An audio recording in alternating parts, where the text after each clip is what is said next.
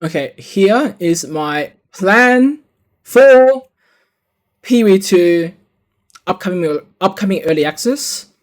Now, disclaimers. This is not a guide. This is not even a solid plan per se.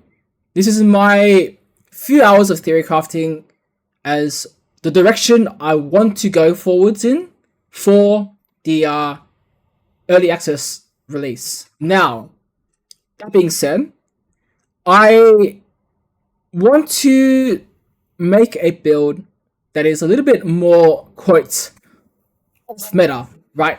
Something a little bit of a out of the box, unorthodox, strange, weird kind of build. Now, initially, I was dead set on a melee blood mage that's some sort of strength stack. Now, I'm not gonna go hard focus on that right now because, I mean, so many things are unknown, so many things we don't know. But it's now 7 hours before the release, and a lot of information has come out, which to me is brand new. Okay, you and me were the same. We both had no idea. We both have no idea. Now, the idea is because Blood Mage is very, very life heavy dependent. I feel like it is pretty good to utilize the life bonuses of here and the crit bonuses and to go down towards a strength style kind of build. Now, I'm choosing strength because strength also gives you flat life per level, right? And this is synergistic in many ways. Now, as for defenses, I personally hate armor. I hate evasion, right? I prefer unconditional. So I will look for unconditional wherever I can. For example, Blood Magic lets us pretty much go into a mana free build. And Val Pack means no life fast but instant leech. This means I no longer require a life flask or mana flask. They're going to be empty, right? Now, because my goal is to utilize Blood Mage and critical for, literally hits from attacks, so either being melee or range, whatever, right? It is not going to be spells. In this scenario, I truly believe that, assuming these numbers are correct, now I'll show you right now, in PoE2, we have on the ring slot, okay? Ring slots for PoE2. Ring slots. On the suffix, we have leeched Phys attack as life. Now, for those of you who play PoE1, you might realize, 7% or 0.7%. It is actually 7%. So we think for now, right? And if we compare it to PoE1, it's 20 times the leech. Obviously, leech is different. Okay, leech is different. And for me, I care more about guaranteed recovery compared to, a little bit of leech here, a little bit of life flask here. Nah, fuck that shit. Pure fizz, bro. Pure fizz. We want to go pure physical. Now, initially, I was praying for facebreakers, but I don't think they're in the game because Jonathan said that they're not prepared. But we never know, okay? We never know. It might be in the game, it might not. Now, why facebreakers is because I have 3 planned ideas that are backups of each other, right? If one sucks or is not viable, we'll try the other one instead. First one, unarmed / quarterstaff, pure physical. And I'm talking about staggering palm and hitting palm. Now, there are some videos already out of these skills, and they are in the game, and they work the way I think they work. Now, these skills give you base physical on the gem, right? On the gem. Now, it says it requires unarmed.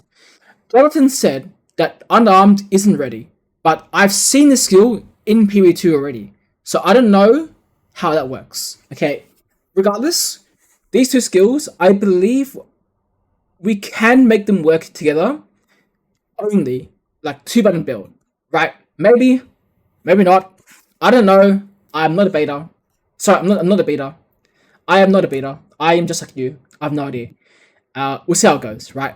If this doesn't work, unarmed doesn't work, we will default back to quarter staves, because quarter staves is guaranteed to work with these palm skills, right? These skills work with quarter staves. You just lose the unarmed bonus and the potential to unarm Scepter. So, for those who don't know, Scepter is now an offhand, and the Scepter gives you Spirit. Now, talking about Spirit skills is basically Reservation from period 1. And there are a few things that are synergistic. Firstly, Berserk. Berserk gives you Phys attack leeches as life per rage, right? And this could be enough to give you the leech already. Like, there's more leech, right? It's pretty good. Attrition. So if you're melee, this seems like a no-brainer, right?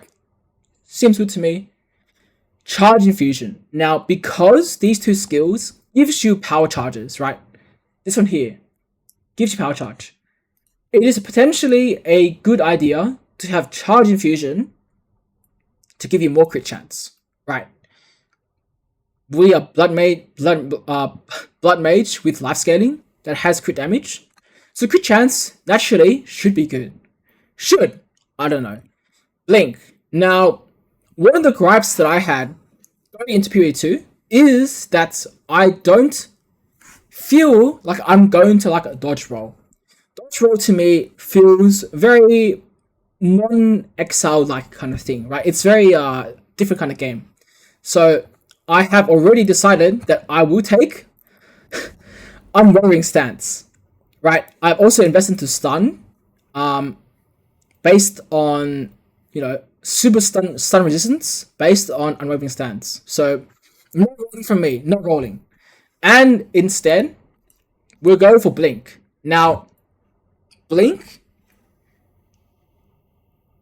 it sucks, okay? It sucks. But I think everything in PvE2 sucks compared to PvE1. Now, let me open up PvE1 real quick, because I was actually testing this myself. Hopefully it shows. Minimize. Okay, PvE1. Now, the cast time here is cooked. It is 0.7. Okay. You can support this with the fast casting spell. I've checked, right? So I've got my template here, and I have Frostblink with a cast time of 0.69. Okay, it is not that bad. Okay, it is not that bad. Sure, for period 1, it's pretty bad, but I think in period 2, this is not that bad. And this cast speed is a little bit less than the gem in period 2, which is 25%. But now it's a little bit faster, right? A little bit faster. Obviously, the cooldown is long. But it is not that bad. Moving on. I also think Overwhelming Presence is good for the stun threshold, because the way this skill works is you get projectiles from stunning things and stuff like that. There's so much unknown, okay? And that is going to be the last potential spirit skill. Now, backups. If this sucks, right, which it very well may suck the life out of it, we're going to go for... Where is it? Am I blind? Oh yeah. Physical Crossbow. Now, Physical Crossbow, I think should be decent, because these two skills are pretty much your quote-unquote physical-esque kind of skills. So these two are our backups. Is it good? I have no idea. I believe if I use high velocity rounds with scatter shots, it should be good enough to clear, because it's LMP plus Pierce. As pure physical, it should be fine. Again, I don't know. And as for support gems, right, oops. There are already supports in the game. So for melee, there's more Fizz, melee Fizz. Brutality, more physical. You know, heavy swing. Oh, that's twice now. Whoops. Heft, more fizz, and so on. So there is support in the game for more physical. We shall see. Now, a lot of this is a very up for debate kind of tree, right? I'm only I'm 110. So a misclick? Misclick over here. Yep. It should be like 100 points, right? So like level 80-ish, approximately, kind of a estimated build. Will be good? Don't know. So you might have noticed down here, I've chosen tri-stack. Now, tri-stack is pretty much going to be the way to maybe edge out some of the other skills into your build. Because, well, these two palm skills are both dex ints. These are both dex ints, right? And I may need to reduce the requirements either to use tri-stack or just have tri-attributes, but predominantly strength stack. I don't know. I have no idea. Again, just rambling off, you know, potential ideas as a guideline for myself into period 2. It could be absolute dog shit. And lastly, vulnerability is also an option because, again, lets you ignore armor against enemies. I mean, it seems pretty good. And in addition, maybe if critical is not the play, right? If crit is not the play, we could just go for the curse over here. Infinite curse, and go for like blasphemy or something. Because the new spirit skills, maybe it's sufficient to do that. Maybe not. Again, I have no idea. A few things here for the tree. If unarmed does work, I plan to anoint the skill here.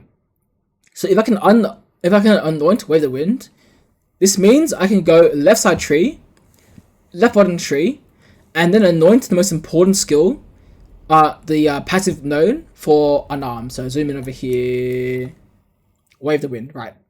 Maximum dash chance. If not, whoops. We can also go, I think, the Mark Mastery.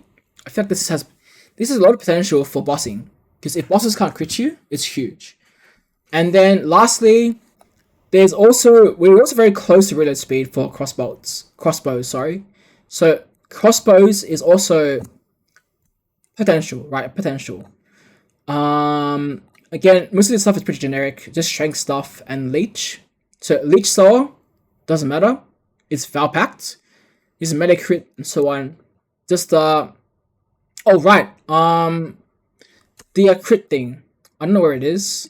Shite. There was a aura called Malice, if I still have it somewhere. And Malice should give you crit chance against enemies. And obviously, uniques and stuff, we don't know. So, I'm going to it with a very open mind, knowing that it's completely different to PE1. And hopefully, I'll try cook something up. And I'll see you guys in game for PE2. And catch me in the stream. Bye.